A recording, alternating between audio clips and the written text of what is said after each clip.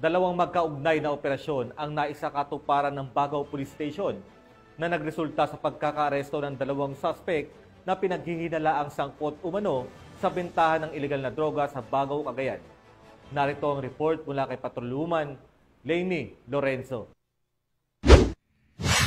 Dalawang magkahiwalay at magkaugnay na operasyon kontra ilegal na droga ang isinagawa ng Bagao Police Station na nagresulta sa pagkakaaresto ng dalawang suspect na sangkot umano sa bentahan ng hinihinalaang shabu nito lamang ika-24 ng Hulyo taong kasalukuyan.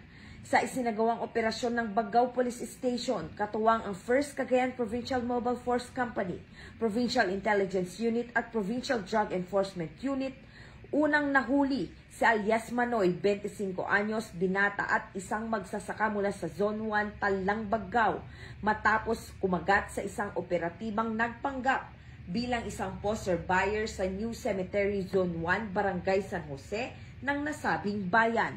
Nakumpiska mula sa kanya ang dalawang sachet ng hinihinalaang shabu na tinatayang nagkakahalaga ng 2,040 pesos.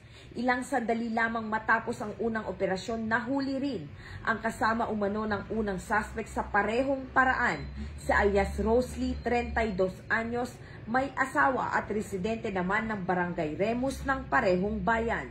Nakumpiska sa kanya ang dalawang heat-sealed sachet ng hinihinalaang shabu na nagkakahalaga naman ng 1,850 pesos at ilang mga drug paraphernalia. Ayon sa otoridad, ito na ang ikalawang beses na nahuli si alias Rosley dahil sa illegal drug trade. Una siyang naaresto ngayong buwan ng Hulyo dahil sa raid, pero nakalaya matapos magpiyansa. Sa panayam, inamin ng ginang na inutang lamang niya ang ipinampiyansa noon kaya't napilitang bumalik sa pagbebenta ng iligal na droga upang mabayaran ito. Aminado naman ang suspect sa kanyang iligal na gawain at naghayag ng kahandaan na makikipagtulungan para sa mga otoridad.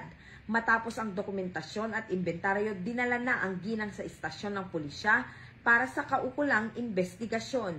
Sa ilalim ng kampanya ng Bagong Pilipinas, mas pinaigting ng pambansang pulisya ang kanilang laban kontra iligal na droga bilang tugon sa panawagan para sa isang ligtas at mas maayos na bansa. Mula dito sa Lambak ng Cagayan, ako ang inyong PNN correspondent, Patrolwoman Lainey Lorenzo. Alagad ng batas, tagataguyod ng balitang pulis.